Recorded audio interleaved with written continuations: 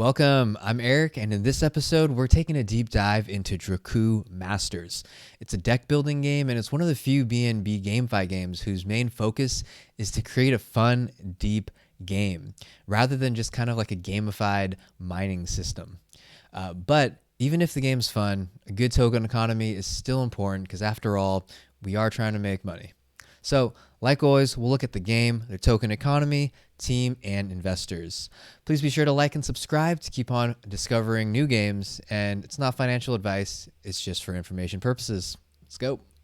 So I'm on their homepage, dracooworld.com. They have the Binance IGO button here, which has already happened, so the first batch of original NFTs have been created and purchased. They're also in their alpha testing right now, which is closed to the public. If you go down to their roadmap, they talk about, so they don't have exact dates, but they've pretty much completed all of step 2 except for their token launch. So step 3 is kind of what's going on right now. They have this, the PvE testing, and the PvP is supposed to launch soon as well. So it's next. We just don't exactly know when that's going to be happening. All right. They also have a trailer for the game on their webpage. So let's take a look at that really quick. It's not too, or I'm going to skip through it because it's 1:17. But they kind of show you some of the gameplay. And of course, I'll talk more about it as well.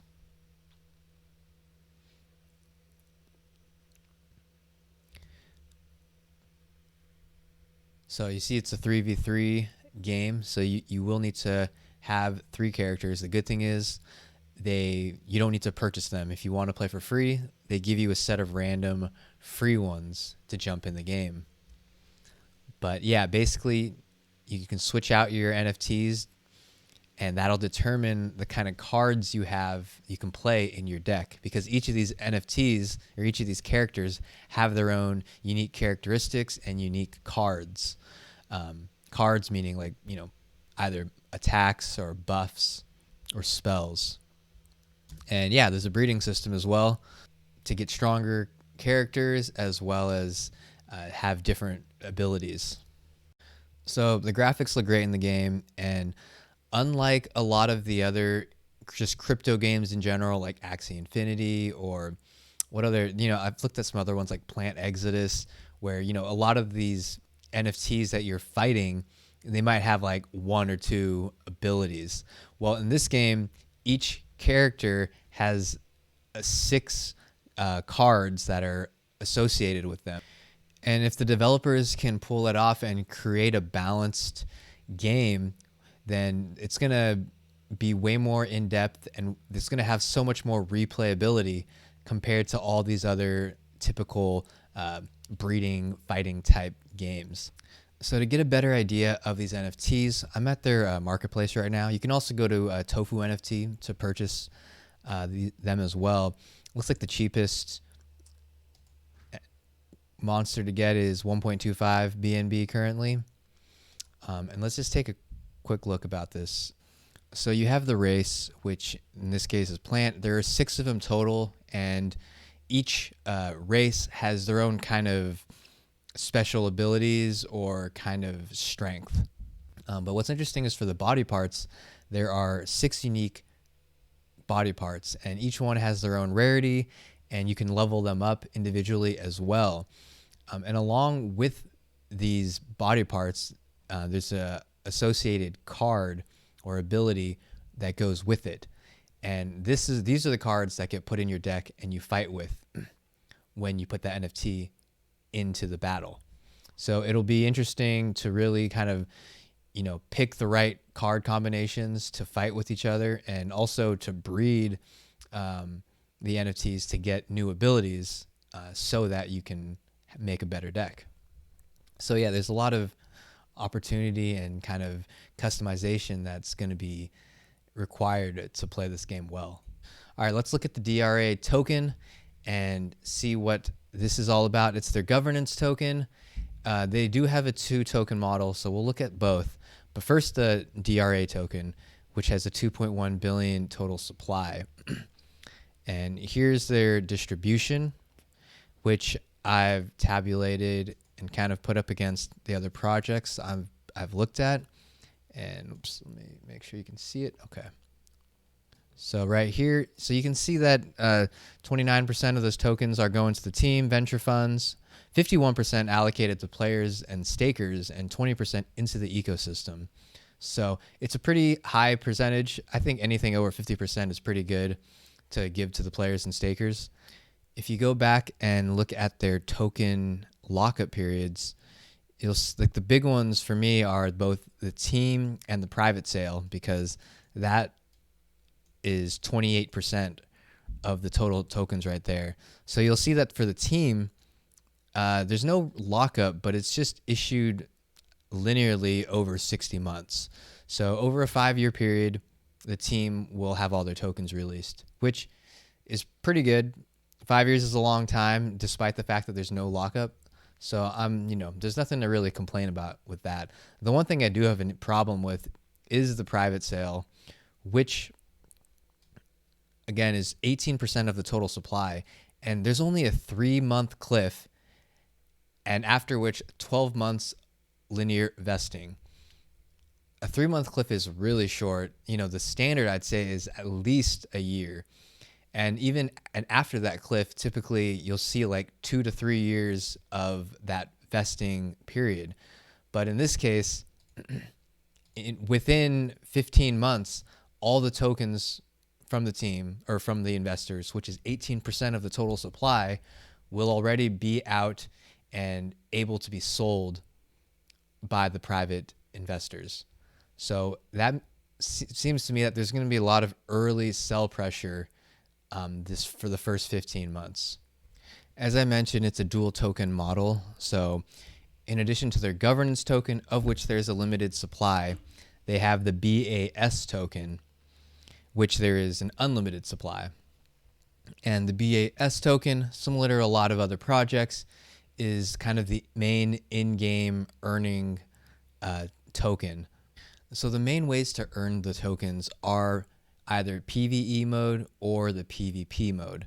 Now the PvE mode, player versus environment, they do mention every once in a while a DRA will condense on the top, but really what happens is you will likely get the BAS rewards from victory in each round. And that's going to be used to upgrade your your Dracoos and their abilities. So you can see here for upgrading, they mention players can spend they talk about how the lower level, the cheaper it is to upgrade in the BAS token. And of course, the higher the level, the more it's going to cost. In the PvP arena, player versus player, the final arena is DRA rewards.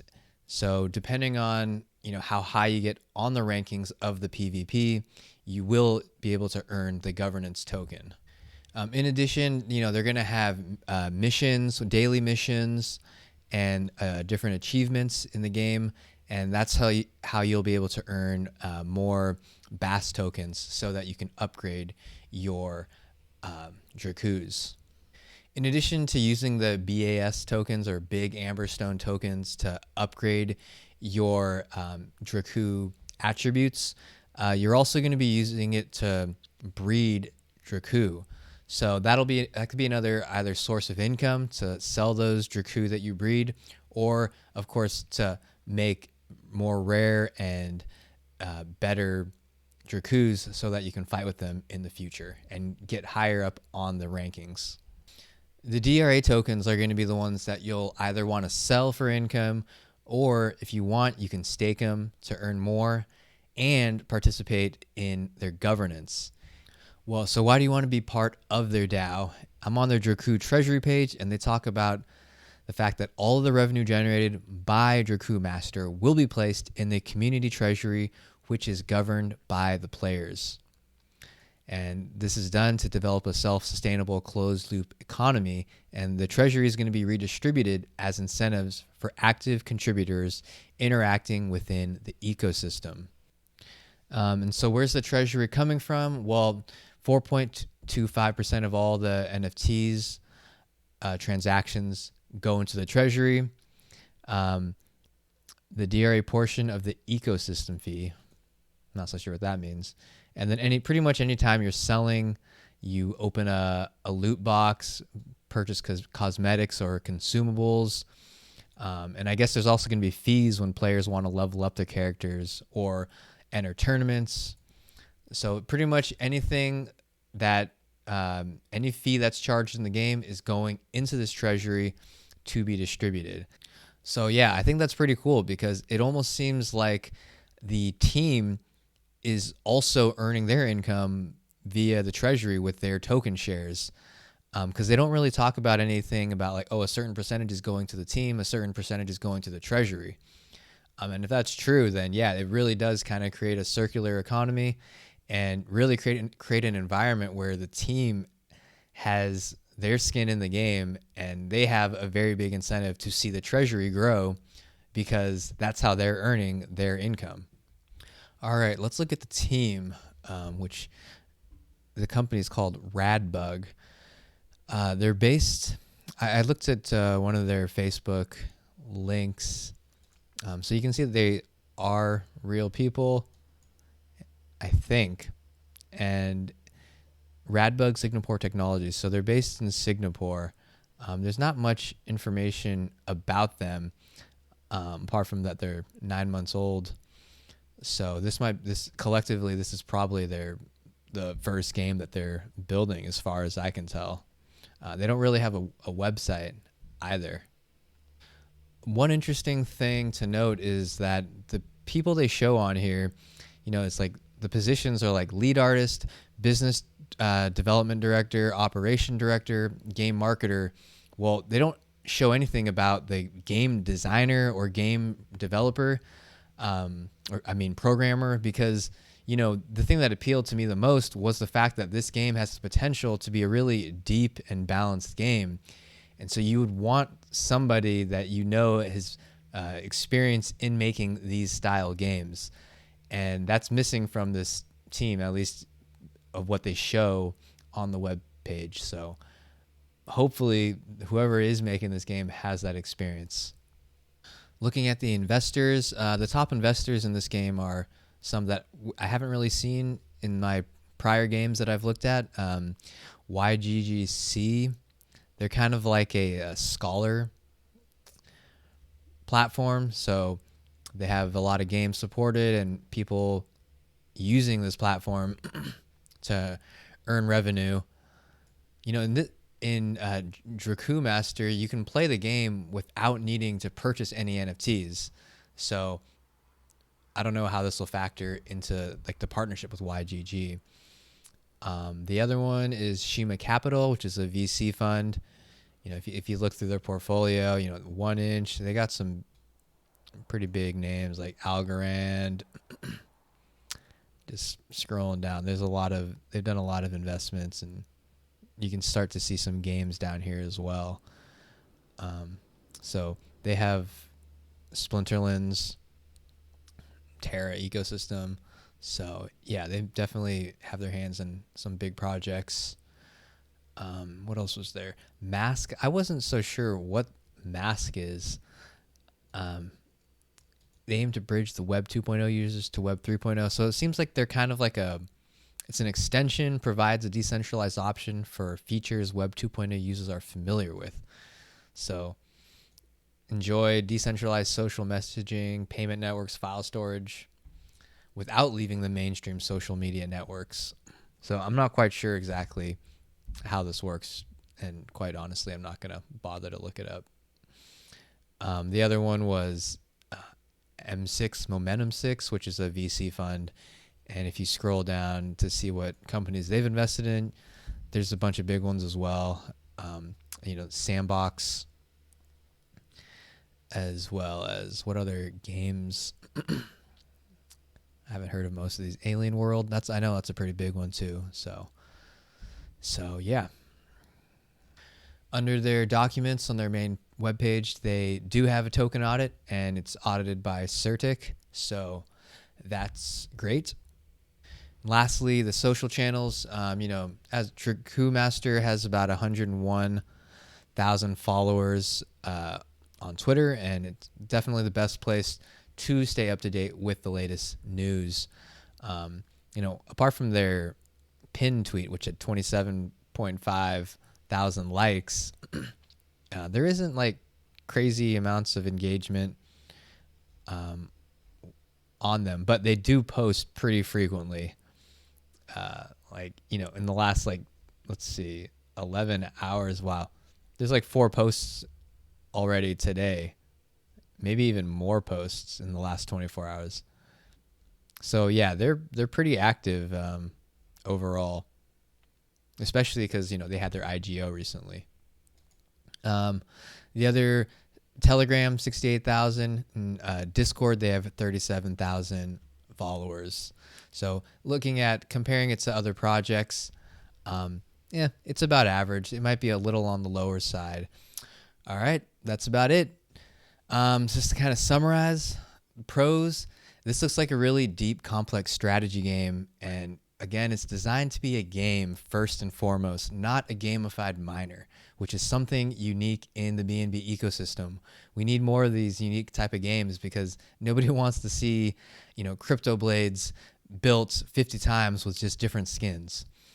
The other thing is that despite the fact that it's a game first, this token economy looks really promising as well with, I mentioned the DAO and all the profits going into that to be voted on and distributed to token holders. So that really creates a circular and sustainable economy.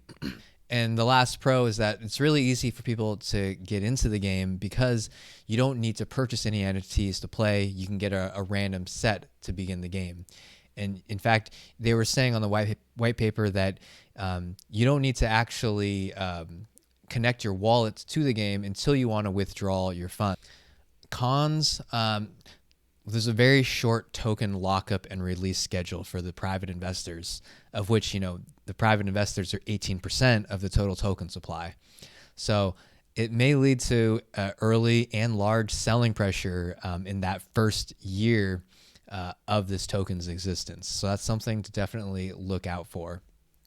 Another thing, there's no mention of the game programmer and their experience, which is kind of crazy because this whole game's success depends on these balance mechanisms of all these cards. So there's a lot of trust on this team to make a really balanced and deep game.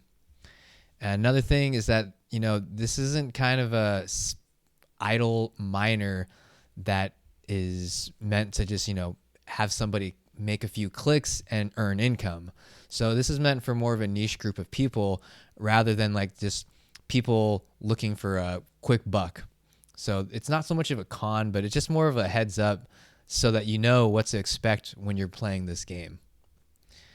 That's about it. I want to thank Revenger for letting me know about this game because I would have never discovered it without him. And this style game is something that is a type of game I do enjoy.